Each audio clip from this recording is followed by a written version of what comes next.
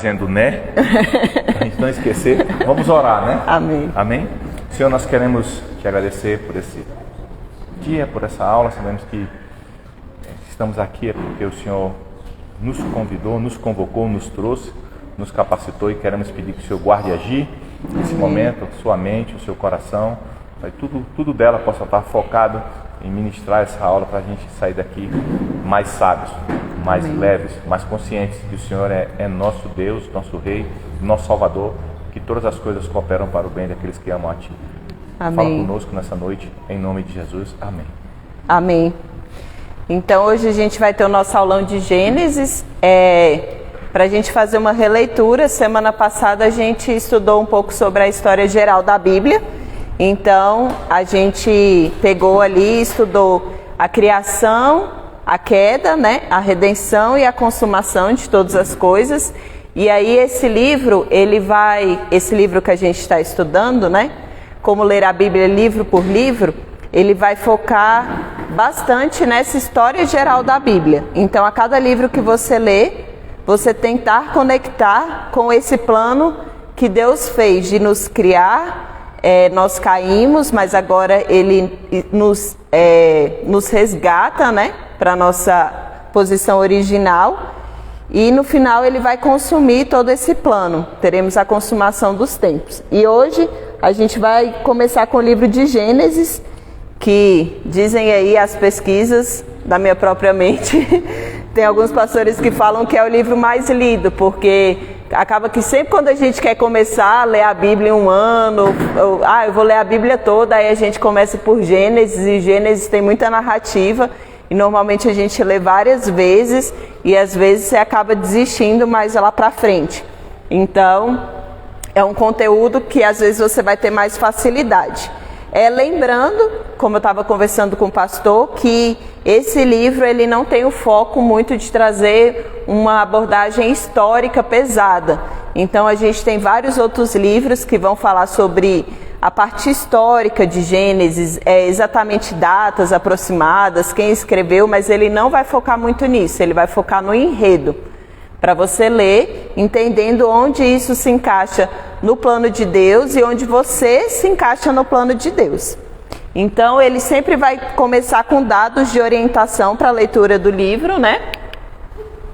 E o livro de Gênesis, então, o conteúdo dele, ele vai começar com a história da criação, depois ele vai mostrar a história da desobediência humana e dessas trágicas consequências que a gente estudou na aula passada, e depois a escolha de Abraão e da descendência de Abraão que Deus fez. E essa é o princípio da história da redenção, também que a gente estudou na terça-feira passada. A cobertura histórica desse livro vai vir desde a criação até a morte de José no Egito, que eles calculam que seja aproximadamente 1.600 anos de Cristo, mas não há certeza sobre isso. Agora, alguns dados, continuando, né, esses dados de orientação, algumas ênfases que você vai perceber no livro de Gênesis. A primeira ênfase que você vai perceber é Deus como criador de tudo que há. Então, na terça-feira passada a gente estudou sobre a criação, e a gente vê ali que Deus é a origem de tudo. Então Deus é a origem de todas as coisas. Tudo foi feito por Ele, para Ele, por meio dEle. E então nós todos somos seres criados. Apesar de nós sermos imagem e semelhança de Deus, a gente estava até conversando sobre isso essa semana, né, pastor? Apesar de você ter algumas características que vêm do Senhor de criatividade, de governo, apesar disso, nós não somos criados para sermos seres independentes de Deus, mas sim dependentes. Somos pessoas, mas pessoas criadas. E aí na queda, a gente tem essa distorção, né? Nessa busca de independência do Senhor, a gente acaba caindo. E a gente viu também terça-feira passada que isso nos afetou em pelo menos 3 coisas, né, pastor? Primeiro, afetou a nossa visão que nós tínhamos sobre Deus. Então, se a gente conhecia e sabia que Deus era bom, que Deus era belo, que Deus era justo, que Deus era santo, a gente passa a ter uma visão distorcida do Senhor. Então, às vezes a gente acha que Ele não tem atitudes boas, ou que ele é mesquinho, ou questiona Deus de alguma forma. A segunda parte que a gente viu que essa calamidade nos afetou é acerca da imagem que nós temos de nós mesmos. Então, nós fomos criados para boas obras, então fomos criados para sermos generosos, para sermos bondosos, para sermos amorosos, e a gente perde essa natureza, né? E passa a ter uma natureza pecaminosa, então a gente passa a ser egoísta, mal, e várias outras consequências trágicas. E por último, o nosso relacionamento com Deus foi afetado. Então ali no Éden o relacionamento com Deus era pleno. Deus visitava o homem diariamente. E era desse relacionamento que nós tínhamos vida, né? E aí esse relacionamento foi afetado. Mas nós vamos ver nos livros mais pra frente, na verdade já começa em Gênesis, que Deus coloca um plano de redenção já em ação, para nos reestabelecer nessas três coisas que foram perdidas na queda.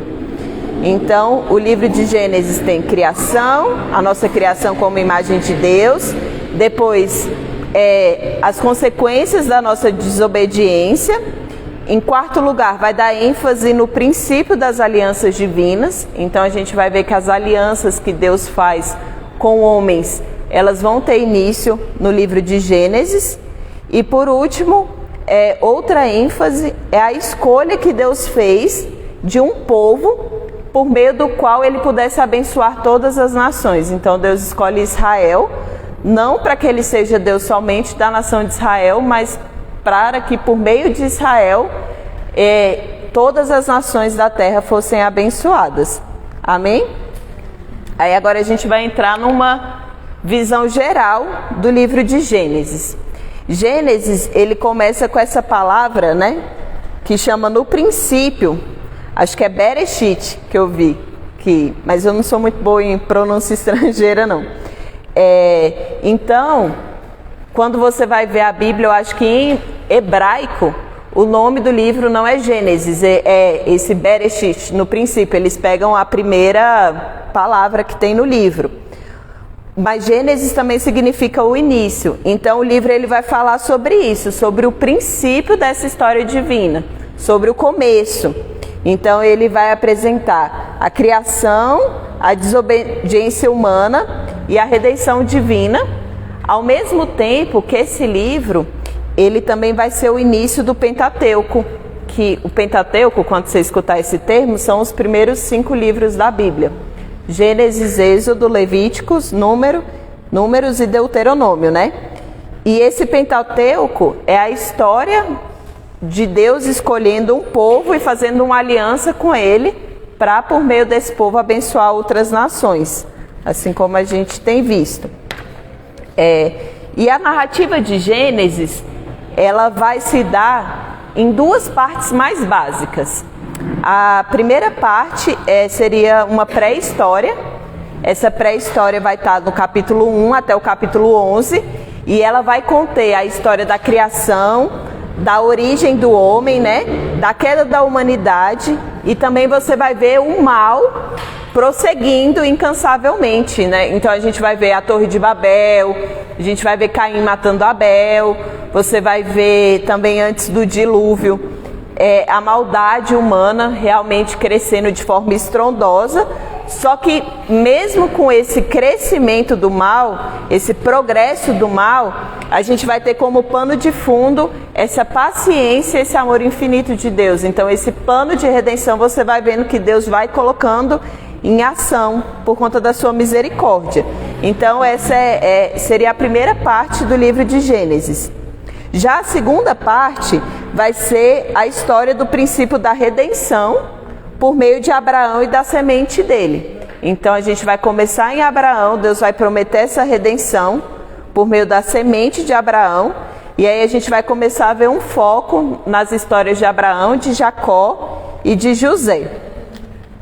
Até aí tá tranquilo? Alguma dúvida, gente? A gente vai ver que tem uma frase que ela vai aparecer muito no livro de Gênesis, que é assim, essa é a história de, aí você vai ver, essa é a história de Terá, aí pai de Abraão, pai de fulano. E aí isso vai se repetir várias vezes no livro, e isso pode significar duas coisas. Às vezes você vai ver isso só como uma genealogia, então ele vai falar, essa é a história de... Aí ele vai falar um personagem, né? Mas uma pessoa que de fato existiu ali na Bíblia e vai mostrar só a descendência dela. E em outros casos a gente vai ver realmente sendo contada a história daquela pessoa, daquela família. Mais pra frente a gente vai ver o porquê dessa diferença. Então, a narrativa completa de Gênesis, ela vai começar logo depois desse prólogo, que é essa criação do mundo, então, criação dos animais, das árvores, enfim, da água, né, separação, com a primeira família no Jardim do Éden, e aí ela vai seguir sucessivamente, vai vir da família de Adão, aí vai passar pela de Noé, pela de Sem, pela de Terá, que era o pai de Abraão, por Abraão, finalmente Isaac e Jacó, que se torna Israel, chegando até José. Ao mesmo tempo,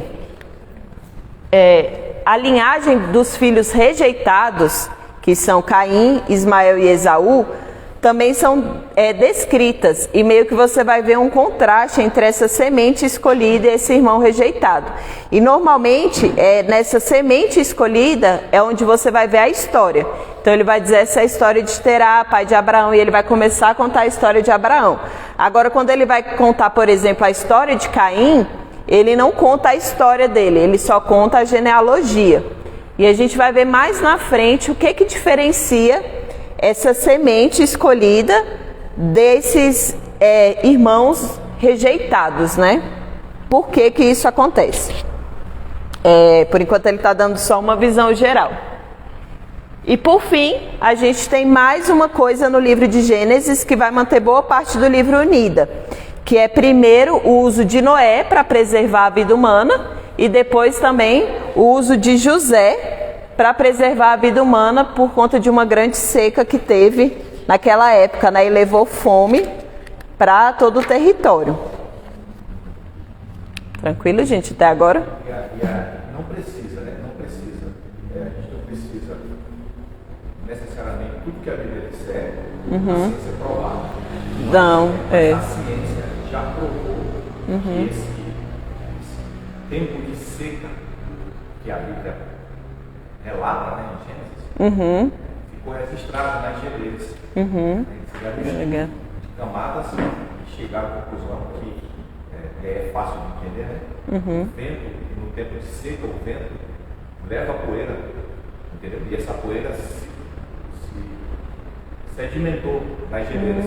E aí você vê as geleiras dos costas, você vê uma faixa escura, porque tem muita poeira. Se você for olhar nas correntes de vento, ela traz a seca. A seca se marca lá no gelo. Aí chuva e o gelo limpo.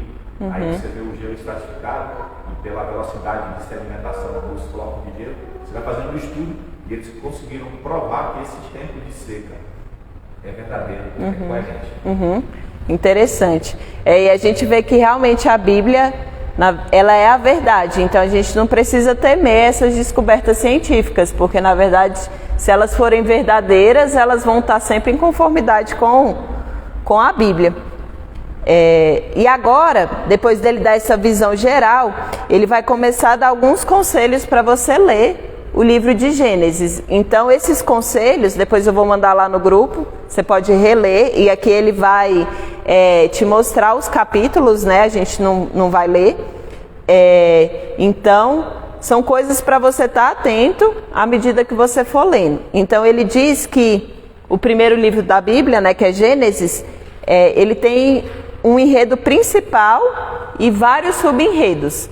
Então ele vai trazer pelo menos o enredo principal, né, que ele vê como sendo o principal na história, e 6 subenredos para vocês estarem atentos. E também é bom prestar atenção, porque no final vai ter a provinha, e aí o simulado, não, para a gente fixar. Então o primeiro enredo principal Vou passar aqui. Ele tem a ver com a intervenção de Deus na história da queda humana. Então, o que a gente viu na terça-feira passada? Que Deus, ele é o protagonista da Bíblia.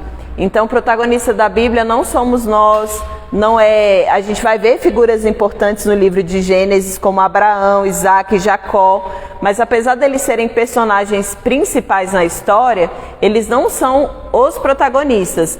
O protagonismo no livro de Gênesis, que você tem que observar, é você ver Deus intervindo na história do homem para nos redimir. Então, você tem que estar atento para você ver sempre quando o homem, o mal, ele está crescendo, o homem está se afastando daquilo que a gente foi criado, você vai ver que Deus, ele vai falar com pessoas, ele vai chamar pessoas. Então, você vai ver o Senhor intervindo na história. Intervenções divinas de Deus. E isso você vai observar em todas as narrativas bíblicas.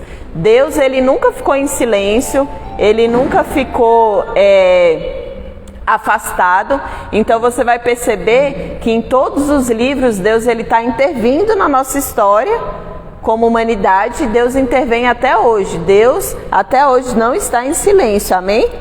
Então Deus, ele vem para nos resgatar. E, irmãos, na verdade é um alívio você ter o Senhor como protagonista principal da Bíblia, porque às vezes a gente lê algumas histórias bíblicas e você pensa, eu não consigo ser como Davi, que lutou contra o gigante. Por mais que isso nos encoraje, eu penso que Jesus é aquele que lutou no meu lugar, entendeu? E ele que me dá força para lutar. Então eu acho que toda história, uma vez eu vi um pastor falando sobre isso, essas tipologias bíblicas, elas têm muito mais referência com Jesus do que conosco. Então a gente pode agir assim porque a gente tem Cristo habitando em nós. Mas lembrando que a Bíblia, ela sempre vai ser a história de Deus, em primeiro lugar, deu para entender? Então, ao mesmo tempo que a gente tem esse enredo principal, que vai ser o que mais você vai prestar atenção quando você estiver lendo o livro, você tem que se atentar para alguns sub-enredos que são importantes para você entender a história do povo de Deus no Antigo Testamento, quando você começar a ler. E além de Israel, também vê a nossa história que vai se iniciar ali. E ele chama a atenção para pelo menos 6 sub-enredos que ele acredita que mereçam essa atenção especial, né?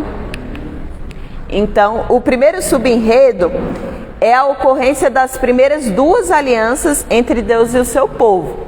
Então, você vai ver que durante a Bíblia, não só durante o livro de Gênesis, Deus vai fazer algumas alianças com o seu povo. E essas alianças, irmãos, são muito importantes para nós, porque hoje a gente tem esse presente do Senhor da redenção por conta dessa aliança que começou lá em Gênesis. Então, no livro de Gênesis, a gente vai ver pelo menos 2. A primeira, Deus fez com Noé e com os filhos de Noé uma promessa de que ele nunca mais extinguiria a vida por meio do dilúvio, né? Então, eu acho que quem leu já se recorda dessa passagem. E a segunda aliança, ele faz com Abraão. E essa aliança que ele faz com Abraão, ela já tem 2 coisas em especial. A primeira coisa é que ele prometeu para Abraão uma semente que viria de Abraão e que se tornaria uma grande nação, e que ao se tornar essa grande nação, isso abençoaria todas as nações da terra. E também Deus promete para Abraão a dádiva da terra. Então Deus promete para Abraão dar para Abraão e para a família de Abraão aquela terra que Deus vai mostrar para ele. E essa aliança que Deus faz com Abraão, ela tem uma marca identificadora que é a circuncisão. Então você vai ver sobre circuncisão em outros livros da Bíblia e você vai lembrar, não, isso aqui é a marca da aliança que Deus fez com Abraão lá no livro de Gênesis. E aí você vai ver que essa aliança que Deus faz com Abraão, ele vai ratificando. Então, vira um tema recorrente na Bíblia. Deus faz essa aliança com Abraão, aí depois ele repete para Isaac, ó, eu fiz uma aliança com Abraão, e aí Deus vai repetir toda aquela aliança, e depois ele vai repetir aquilo para Jacó. E essa aliança que Deus fez com Abraão, ela vai servir de base para duas próximas alianças que tem no Antigo Testamento, que também são muito importantes, que a gente vai estudar quando chegar nos livros, né? Que é primeiro a dádiva da lei, então é uma aliança que Deus vai fazer com o povo de Israel, né? Por meio de Moisés. E depois a dádiva do reinado, que é uma aliança que Deus vai fazer com Davi, para dizer para Davi que ele vai estabelecer alguém no trono de Davi que vai reinar para sempre, né? Então a gente sabe que essas alianças, elas vão chegar na pessoa de Cristo. Então esse é o primeiro subenredo. O segundo é um subenredo que ele é um pouco mais sutil no livro de Gênesis, mas ele já começa lá e ele vai ser importante para o desdobramento desse tema por toda a história bíblica. E esse tema ele chama Guerra Santa. Era até um tema que eu não conhecia, mas aí é legal porque o autor ele traz tipo um glossário no final explicando. E aí ele explicou que essa Guerra Santa é um termo que eles usam para falar sobre a batalha divina, a batalha de Deus contra o mal e contra aqueles que manifestam o mal, principalmente na forma de idolatria. Essa batalha Deus trava em favor dos justos. Então você vai ver que esse tema realmente é muito recorrente durante a Bíblia. Deus lutando pelos justos, né? Contra o mal. E Deus permite que o seu povo participe dessa guerra. Então essa guerra ela vai perdurar por toda a Bíblia e até em Apocalipse nós estaremos participando dessa guerra santa, lutando ao lado do Senhor. E por causa da onipotência divina, a gente sabe que Deus ele é todo poderoso. A gente não tem dúvida que Deus vai vencer essa guerra. Não é uma guerra que Deus está batalhando contra o mal e caindo um pouquinho. Não, irmãos, entenda. Deus ele é o Todo-Poderoso. Ele está totalmente acima. E a gente sabe que no final todo o mal será destruído. Só que Deus ele é tão paciente, tem um versículo que fala isso, que ele espera que os maus se voltem para ele. Então ele é paciente nessa guerra, então ele dá um tempo, Deus ele está dando um tempo para concluir isso, para dar tempo para que as pessoas se arrependam e se voltem para ele. Por isso que essa guerra ainda não foi concluída. Então às vezes a gente fala, por que alguns, o versículo fala sobre isso, né? Por que Deus tarda tanto em retornar? Por que demora tanto a vinda dele? Já tem tanto tempo que a gente fala que Jesus vai voltar. Ele faz isso por conta da bondade dele. Então ele está retardando a vinda dele para que as pessoas se arrependam. Mas uma hora essa guerra vai ter fim. E aí aqueles que estiverem do lado de Deus estarão para sempre com ele. Aqueles que estiverem em cima do muro estão do lado de lá. E aí estarão em inimizade contra Deus e serão destruídos, né? Assim como o mal. Então, onde é que isso aparece no livro de Gênesis, esse tema da Guerra Santa? Vai começar com essa maldição divina que Deus vai colocar sobre a serpente. Então, ali no começo a gente já vê aquilo que a gente estudou, que é o proto-evangelho, né? O comecinho do evangelho. Então, Deus, ele fala que vai colocar uma inimizade entre a mulher e a serpente, e entre a descendência da mulher, que é a semente, e o descendente da serpente, né? E a descendência da serpente. Então, essa maldição que Deus faz já está antecipando o tema da Guerra Santa, que é acentuado mais no livro de Êxodo. Então, em Êxodo você vai ver essa luta entre Moisés e Faraó, e você vai ver que Deus vai lutar pelo povo dele. Até no dia que Israel sai do Egito, diz que Deus ele ficou como que em pé, vigiando, até a hora que o povo realmente saiu dali. E você vai ver então essa luta da Guerra Santa entre Deus e aqueles deuses do Egito, levando eles, né, à vergonha. E você vai ver esse tema sendo levado adiante quando Deus conquista Canaã. E os deuses daquela terra, né, também são levados à vergonha, né, à derrota. E você vai ver que isso explica a maldição de Canaã nessa trechinho que vocês podem ler depois. Quando Israel vai abençoar os filhos dele, ele fala algumas coisas, né, que vão acontecer, e aí tem muito a ver com aquilo que vai se desdobrar na história bíblica. E esse tema da Guerra Santa, ele vai atingir o clímax dele no Novo Testamento. E na história de Jesus Cristo, então a gente vai ver Jesus Cristo vindo e realmente estando acima de todo principado e potestade, guerreando contra toda forma de mal. E no final, em Apocalipse, destruindo e lançando Satanás num lago de fogo, né?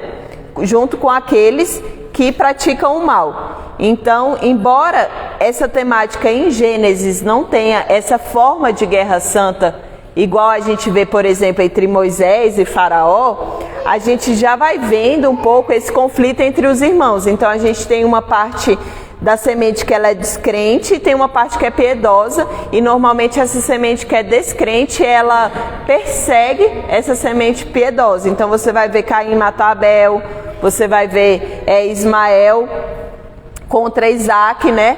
Esaú contra Jacó. Então os mais velhos vão perseguir os mais jovens, escolhidos por Deus. Até aí, tudo bem?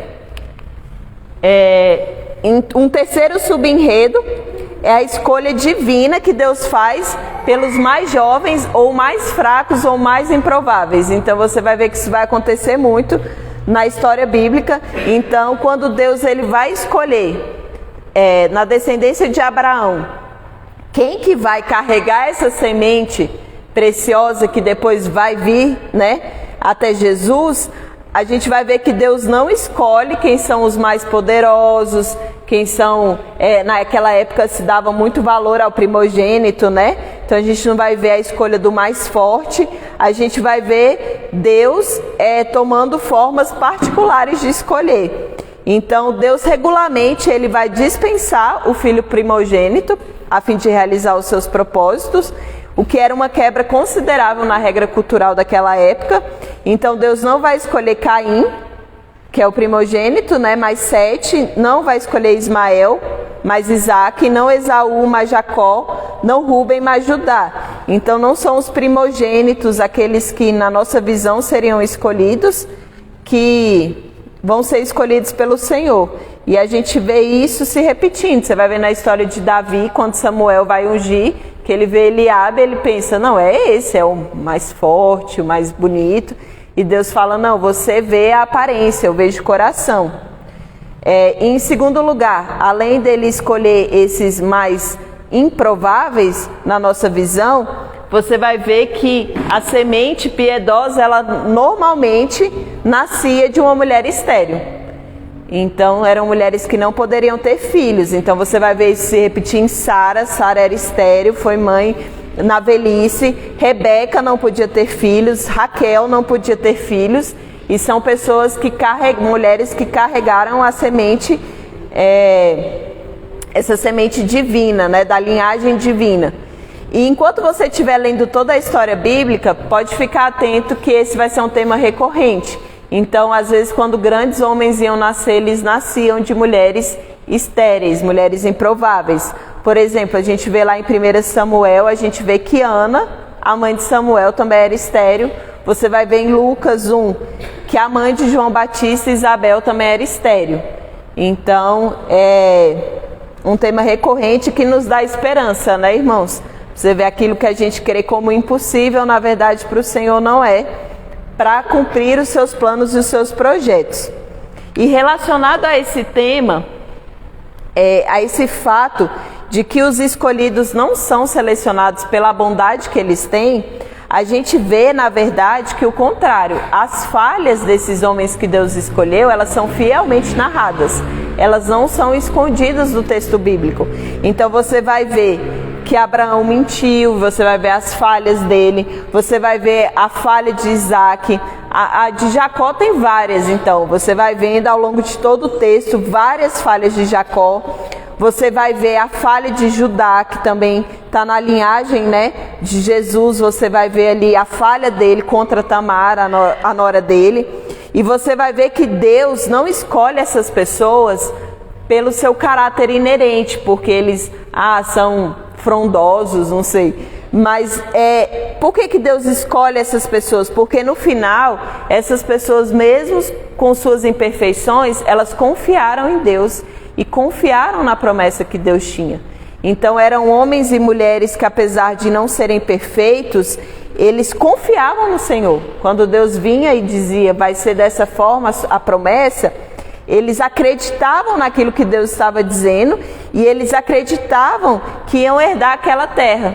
Então eram homens que criam nas promessas do Senhor, e isso fica como exemplo para nós também, porque na nossa vida a gente é marcado por imperfeições, mas a gente sabe que a gente pode nos arrepender, né, através do sangue de Jesus, mas o que nos transforma é realmente essa crença na promessa que Deus fez para nós, é na promessa de Jesus. Então Jesus diz, aquele que crê em mim, não há nenhuma condenação sobre ele, porque quando você acredita na promessa de Deus, se você de fato acreditar, não tem como, a sua vida vai seguir aquilo, porque se você acredita, você vive de acordo com o que você acredita, né? E se você não crê em Deus, você já está condenado, você não acredita nas promessas do Senhor. Então essa você vai ver que é a diferença de Abraão, de Isaac, de Jacó. Ao longo do texto, enquanto você for lendo, você vai ver que eles criam naquilo que o Senhor estava falando. Amém? Um quarto subenredo vai aparecer mais adiante na história, não está lá no comecinho. Quando Judá, ele vai assumir um papel de liderança entre os irmãos na narrativa de José. Então Judá, ele vai surgir primeiro no capítulo 38, se eu não me engano, esse capítulo aqui é que narra a história dele com a nora dele, né, com Tamar, e ali vai mostrar a fraqueza e a pecaminosidade de Judá. Só que o papel principal de Judá vai começar lá no capítulo 43, quando ele garante para o pai dele a segurança do irmão Benjamim, porque Jacó não queria que Benjamim fosse junto com os irmãos para buscar comida, né? E aí Judá, ele garante a segurança desse irmão, e depois ele até se dispõe para tomar o lugar de Benjamim, porque não sei se vocês se lembram, né? Quando ele estava lá, e aí encontram, acho que a taça de ouro de José no saco de mantimento de Benjamim, e aí eles dizem que Benjamim vai ficar preso, e Judá, ele se coloca para ficar à disposição no lugar de Benjamim. E tudo isso vai antecipar uma bênção que Jacó vai fazer sobre Judá. Então, quando Jacó está ali próximo da morte, ele vai distribuir bênçãos para cada filho. E aí, quando ele vai distribuir uma bênção na vida de Jacó, ele vai dizer assim, ou de Judá, ele vai dizer que o cetro não vai se apartar de Judá. E o cetro, irmãos, é realmente isso que o rei carrega, né? Essa figura de autoridade, de reino, de governo. E isso já estava apontando para o reino de Davi, porque Davi é descendente de Judá, e depois para o reino de Jesus Cristo. Então, o cetro, o governo, jamais se apartaria da família de Judá. Isso aí você vai ver no Antigo Testamento muitas profecias, muitas sementes, muitas coisas que vão se cumprindo ao redor da narrativa bíblica. Como quinto subenredo, a gente vai ver um pouco sendo antecipado o próximo capítulo da história, que vai ser a escravidão do povo de Israel no Egito. E você vai ver que o interesse pelo Egito, a palavra, ela já começa lá no capítulo 10, quando vai ter a genealogia de Cã. Então lá vai falar a palavra Misraim, e Misraim é a palavra hebraica para Egito. E você vai ver que é um tema que de vez em quando ele vai aparecendo no livro de Gênesis. Quando Abraão passa por uma época de fome, Deus envia Abraão para o Egito. E aí você também vai ver que Isaac passou por uma época de fome, mas Deus falou para ele não ir para lá. E aí no final do livro, ele termina com outra época de fome, que faz com que Jacó e toda a família dele se estabeleça no Egito. Amém? E por último, né, como subenredo, você vai ver um detalhamento das origens desses vizinhos próximos a Israel, que depois nos outros livros eles vão aparecer muito e vão se tornar espinhos na história de Israel. Então, a gente tem os atores principais, né, que é Egito e Canaã, que é a terra que eles vão, mas no livro de Gênesis a gente já vai começar a ver surgir Moabe, que aí depois, para a gente entender, esses moabitas que aparecem lá na frente, amonitas, edomitas, a gente fica pensando de onde esse povo surgiu, já lá no livro de Gênesis começou a falar. Então, Moabe, Amon, Edom e também a descendência de Ismael, que aí ele coloca a passagem de Salmos, que também vai falar sobre isso. Então, são esses 6 subenredos para vocês estarem atentos. Desde o surgimento desses povos vizinhos, né? Quanto a esse relacionamento com o Egito, essa escolha que Deus faz daquele que é improvável. Eita, gente, era isso. Essa escolha que Deus faz dos improváveis, essa semente que normalmente nasce de mulheres inférteis, né? Essa guerra santa, essa aliança que Deus fez com seu povo e esse plano de redenção ativo são coisas para vocês ficarem atentos enquanto vocês lerem o livro, amém? Então, para finalizar, alguém tem alguma dúvida? Ia colocar a Kemily de novo, mas eu falei, gente, vou colocar o Telzinho gostoso, a mãe dele não está aqui. Alguém tem alguma dúvida? Não? Então, para a gente fixar, eu vou entregar só aquela tarefinha que a gente vai fazer de verdadeiro ou falso, para a gente fixar os temas mais importantes. Eu acho que a transmissão já pode terminar, né? Porque não vai pegar. Obrigada, gente. Até a próxima aula.